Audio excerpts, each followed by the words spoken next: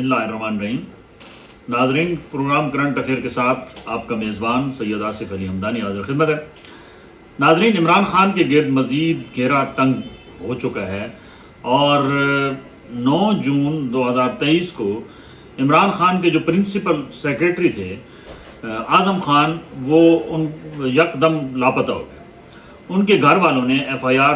गुमशुदगी की लिखवाई और बड़े अरसा यानी कि 1 माह से ऊपर तकरीबन 1.5 माह जो है वो होने वाला है कि आज़म खान का कोई अता पता नहीं था कि वो साबिक principal secretary to prime minister Azam Khan कहाँ हैं। आज अचानक जो है वो नमूदार हुई और उन्होंने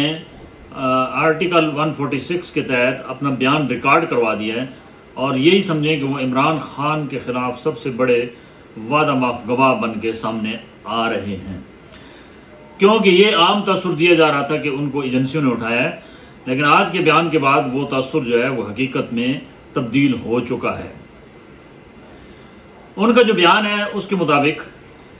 जो इमरान खान ने एक लेटर लहराया था जिसे साइफर कहते हैं कि जी अमेरिका की ईमा पे मुझे इस सीट से हटाया गया और ये तब्दीली अमेरिका से रूनुमा हुई, उन्होंने उस बात की तरदीद की है कि ये एक कोई साइफर नाम का इस किस्म का लेटर नहीं आया था और साबिक वज़ीर आज़म इमरान खान ने अपनी काबीना को कहा कि इसको इशू बनाएं। उनका ये कहना था कि अमेरिका से कोई इस किस्म का, क्योंकि मैं प्रिंसिपल सेक्रेटरी था, कोई भी लेटर आता था तो उसका वो मेरे हाथ में होता था, वो इस किस्म का कोई इशू नहीं था कि जिसके तहत ये कहा जा सके कि अमेरिका ने मुदाखलत की इमरान खान की तब्दीली में, क्योंकि साइफर जो था वो इमरान खान का एक किस्म का सबसे बड़ा इशू उसने बना के पूरे मुल्क के अंदर जो है वो जलसे जुलूस भी किए थे और लोगों के दिमागों में ये डाला था कि ये जो तब्दीली है ये अमेरिका ने करवाई है। अब आज उनका बयान रिकॉर्ड होने के बाद अभी थोड़ी देर पहले तक हमारे पास इतला है कि FIA ने 25 जुलाई को इमरान खान को ज़ाती हैसियत में तलब कर लिया और उन्होंने ये भी कहा है कि आप ओरिजिनल लेटर जो है वो साथ लाएं। जबकि साबिक वज़ीर आज़म इमरान खान का ये मौक़िफ़ है कि वो जो लेटर है वो मेरे पास नहीं है, क्योंकि वो लेटर जो है वो कस्टडी में है इस्टेब्लिशमेंट, क्योंकि वो एक अहम दस्तावेज़ है। अब क्या ये आज़म खान का पत्ता जो खेला जा रहा है ये इमरान खान के लिए काफ़ी है, क्योंकि अभी और भी 3-4 बड़े लोग हैं जो वादा माफ गवाह अगले दिनों में आपको इमरान खान के ख़िलाफ़ नज़र आएंगे।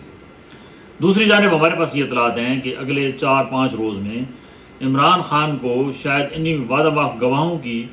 जो गवाही होगी उसी की रोशनी में गिरफ़्तार कर लिया जाएगा। इमरान खान ज़ाती तौर पर गिरफ़्तारी के लिए तैयार हैं, क्योंकि उन्होंने कल अपने एक बयान में वाज़ेह किया है कि मैं हर वक्त तैयार हूँ क्योंकि मुझे लाजमी गिरफ़्तार किया जाएगा। उन्होंने साथ ये भी कहा है कि मैं जेल में अपना ज़्यादातर वक्त किताबें पढ़ के गुजारूँगा, लेकिन दूसरी जानिब क्या इमरान खान को गिरफ़्तार करने के बाद जो तहरीक इंसाफ पार्लियामेंटेरियन बनाई गई है, क्या उसके अंदर बकाया जो इमरान खान के लोग हैं वो शामिल हो जाएंगे? और दूसरा सबसे बड़ा सवाल कि आम इंतखाबात में, क्योंकि इस वक्त मैं बार बार कह रहा हूँ कि जो इत्तेहादी हैं उनको शदीद मुश्किलात का सामना है, इसलिए कि महंगाई पूरे अरूज पे है, बेरोज़गारी पूरे अरूज पे है, लाकानूनियत पूरे अरूज पे है और अल्लाह की तरफ से और भी पकड़ है, हादसात हो रहे हैं। आए रोज़ जो है वो लोग रोड हादसों में, आज सैलाब की सूरत हाल थी रावलपिंडी और लाहौर में, उसमें काफ़ी सारी कीमती जानें ज़ाया हुई हैं और ये अल्लाह की तरफ से हमें इशारा मिल रहा है कि हम संभल जाएं। लेकिन हमारे नाकबतंदेश सियासतदान, हुक्मरान और उनके हवारी जो हैं वो कोई बात न मानने को तैयार हैं, न वो संजीदा हैं, जिसकी वजह से ये इलेक्शन जो नज़र आ रहे हैं ये पुरअमन होना इनका बहुत मुश्किल है। अगर इलेक्शन ये हुई भी तो इनके अंदर बड़े वसी पैमाने पे मार धाड़ के भी चांस हैं, क्योंकि ज़ाहिर बात है पीपल्स पार्टी का वोटर जो है वो भी निकलेगा, तहरीक इंसाफ का वोटर भी निकलेगा, नून लीग का वोटर भी निकलेगा, क्योंकि अभी तो इत्तेहाद है जिसकी वजह से अमन सामने नज़र आ रहा है। لیکن الیکشن میں واضح طور پہ دونوں پولیٹیکل پارٹیز نے یعنی تحریک انصاف اور پیپلز پارٹی نے واضح کر دیا ہے ان کی قیادت نے کہ ہم الیکشن انڈیپینڈنٹ لڑیں گے، اپنی شناخت کے ساتھ لڑیں گے اور ہر حلقے میں ہم اپنے امیدوار کھڑے کریں گے۔ اب رہا سوال کہ کیا الائنس ہو پائے گا،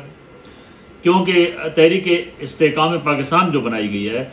وہ بھی اس کا ابھی تک نہ کوئی اس کا منشور سامنے آیا ہے، اور نہ ہی جو یہ پارلیمنٹیرین بنائی گئی ہے نہ ہی اس کا کوئی پی ٹی آئی پارلیمنٹیرین کا منشور سامنے آیا۔ الیکشن بالکل نزدیک ہیں،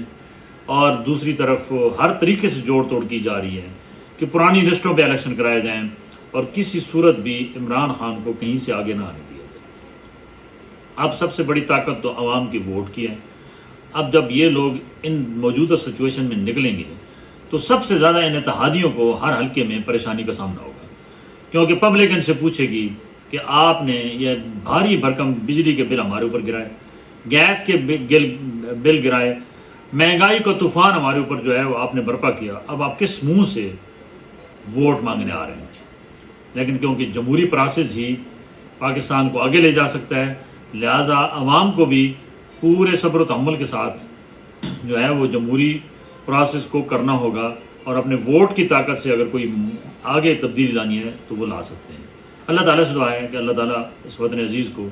کوئی بہتر قیادت دے جو یہاں کے رہنے والوں کے مسائل حل کر سکے۔ بہت شکریہ، اپنے گرد و نواح کے لوگوں کا خیال کیجیے۔